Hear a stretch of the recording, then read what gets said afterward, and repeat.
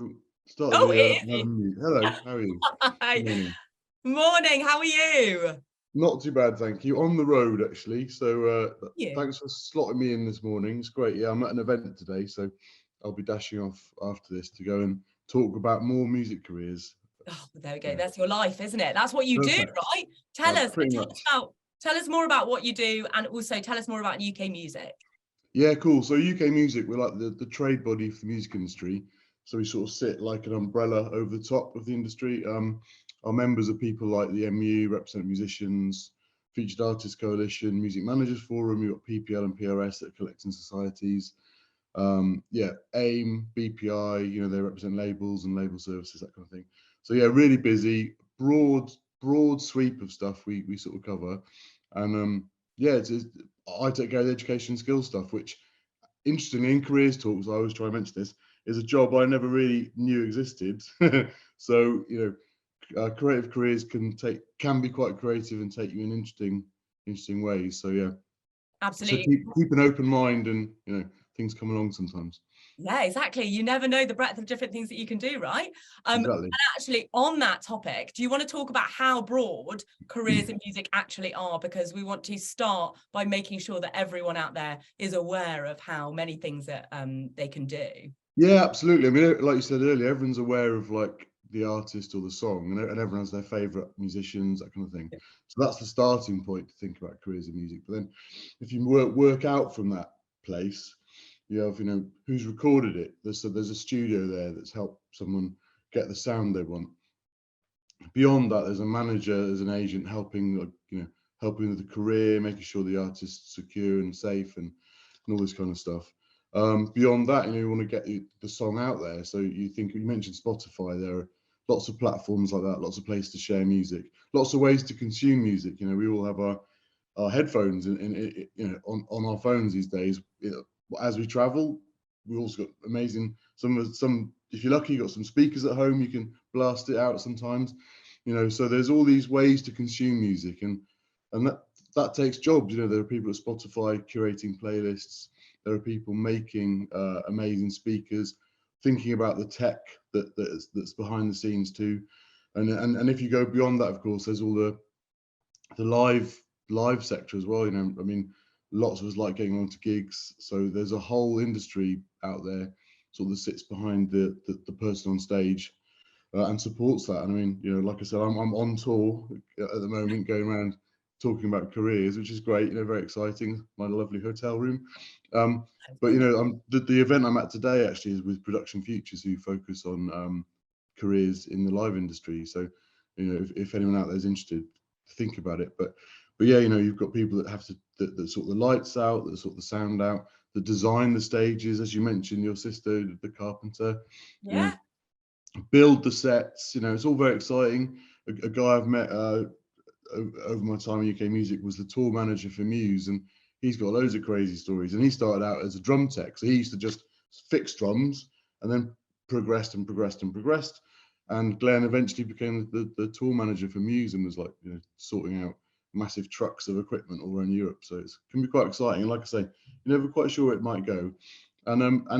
Interestingly, I guess the development of tech is like massive. So online socials, that all takes someone who's behind the scenes, and good at it. So even if you're not a creative and don't write music, or don't think, or can't get a tune out of a piano, even if you're good at numbers, or you're good at contracts, or you're just good with people, that there's a load of different jobs out there that you could do, and we need a variety of people, in the music industry.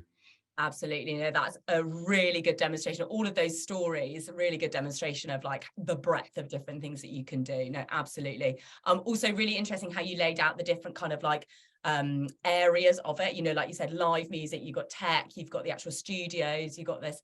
So and Production Futures, I'm imagining, has a really good kind of visualization of how that might look. So everyone check out Production Futures as well as UK Music. I'll put the links in the chat afterwards. Right. Fantastic. Okay, great start. Thank you so much for that. No, So sorry. what do you think the biggest misconception about careers in the creative in the music industry is, though? Well, this goes across the creative industries generally, that it's not a proper job. You know, that it's not something that you could do. You know, it's all right to do it, play guitar on a Saturday, but you know, you should really in the week be working in the shop or whatever. You know, it's just not the case. You know, I mean, COVID's had a bit of an impact, obviously.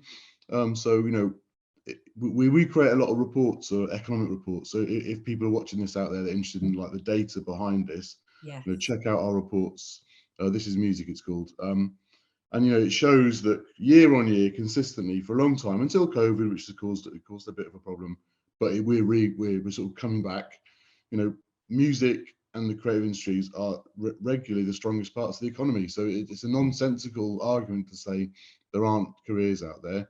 There are, and they're sometimes less linear than other careers. They're less obvious, and that's part of the reason my job exists, I guess, is to sort of try and talk about the variety of roles and routes and stuff. But yeah, that's the biggest misconception, I think, just that it's not a proper job and Yeah. it's not a proper industry. I mean, and also the other one that frustrates me a little bit is it's one that, you know, if you are in, you're probably not working hard. Some of the hardest working people I know are in the creative industries. Yeah.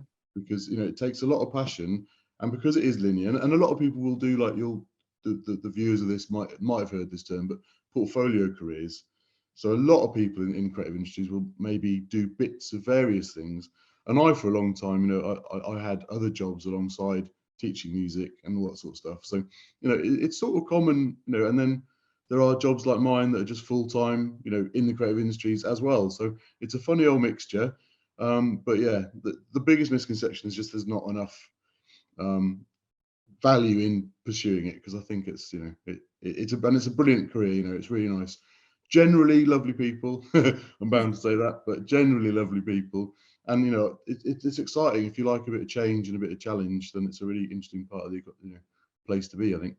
Absolutely. And if you think about it, music careers have really stood the test of time. I mean, how long ago, when did people start making music? Centuries, millennia Well, ago. So, I mean, exactly. if you're That looking old for flute something. that was found that was like 15,000 years old or something.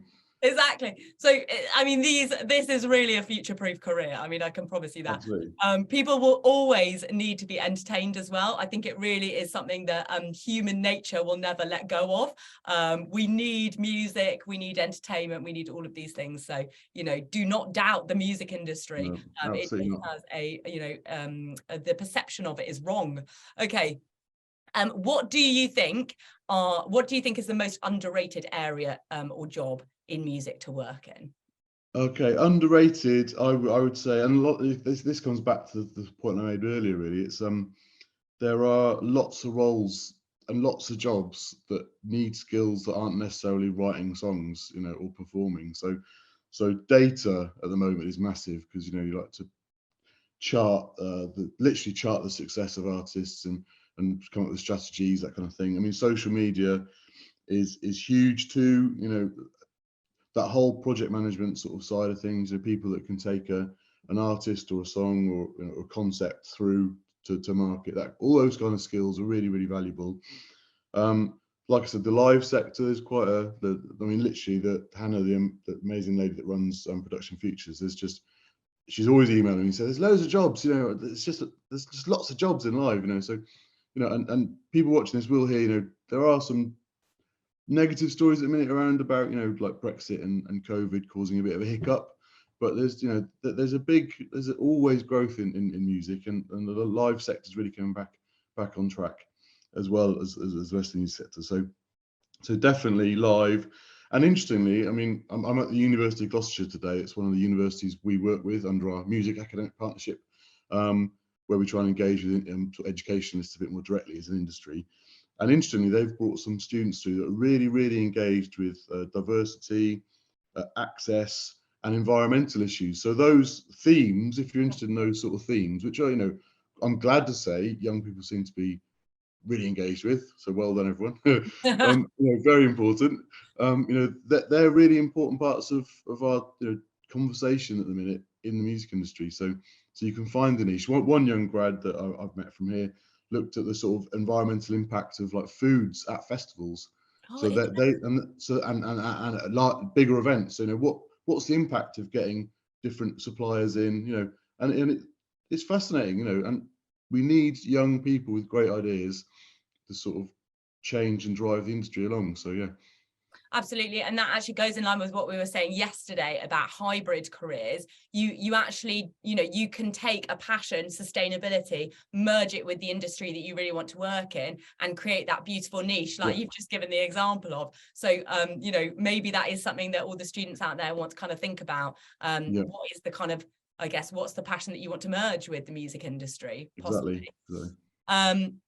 And okay, so for the young people at school, what can they do right now in order to be able to, I guess, like prep themselves or get themselves in the best position possible to be able to get a job in the music industry? Sure. Well, I mean, following your passion is probably a good start, because if you think about jobs that exist now in the creative industries, 10, 15 years ago, no one had any conception about half of them even existing. So if you follow your passion, work on your soft skills, I think that's really important. If you get an opportunity to go and see someone or shadow someone or get to a gig or help a friend, turn up on time, do the proper job. It's not a chance to mess around. Get along and sort of be positive and be engaged and be present.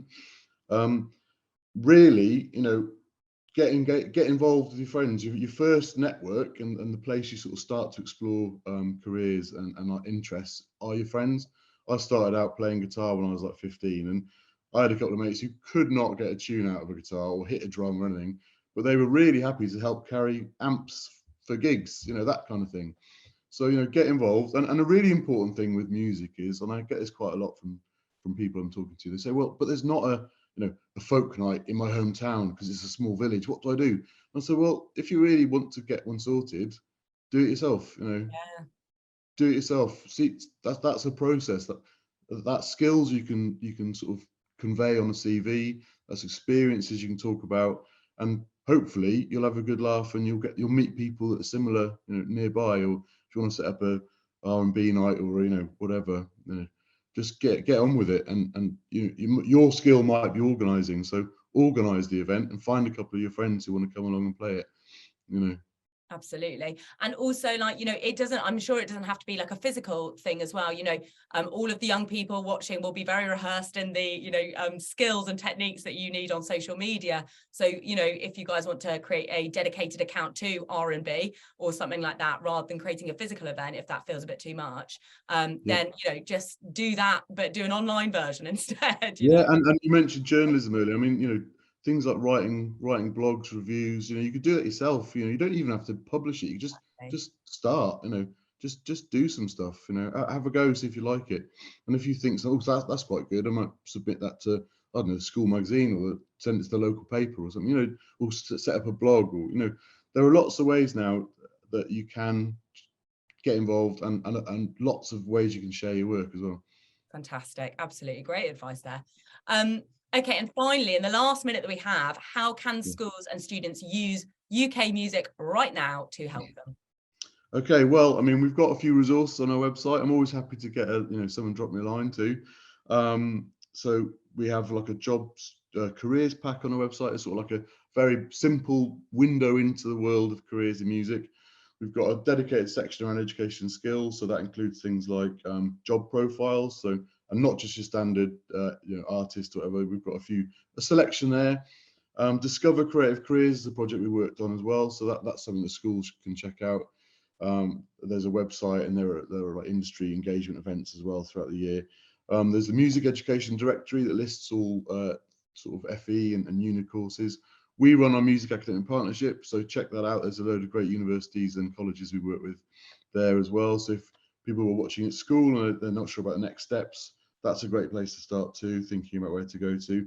And yeah, and just keep in touch and get along to stuff, meet people, have chats. If you're interested in running a venue, pop down your local venue and just say, can I pop in and watch what a day's like, that kind of thing. Don't be shy. Generally, people in music are quite happy to chat and want to share their knowledge. So don't be shy. That's wonderful advice. Thank you so much, Oliver. Oh my God, it's been fantastic talking to you. Thank you so much for joining us. And we hope you have a lovely rest of the day, doing exactly what you've done now, like 15 times Thank you over. very much. Yeah. Thanks a lot. Love to see you. Thanks Cheers. so much. Bye. Bye.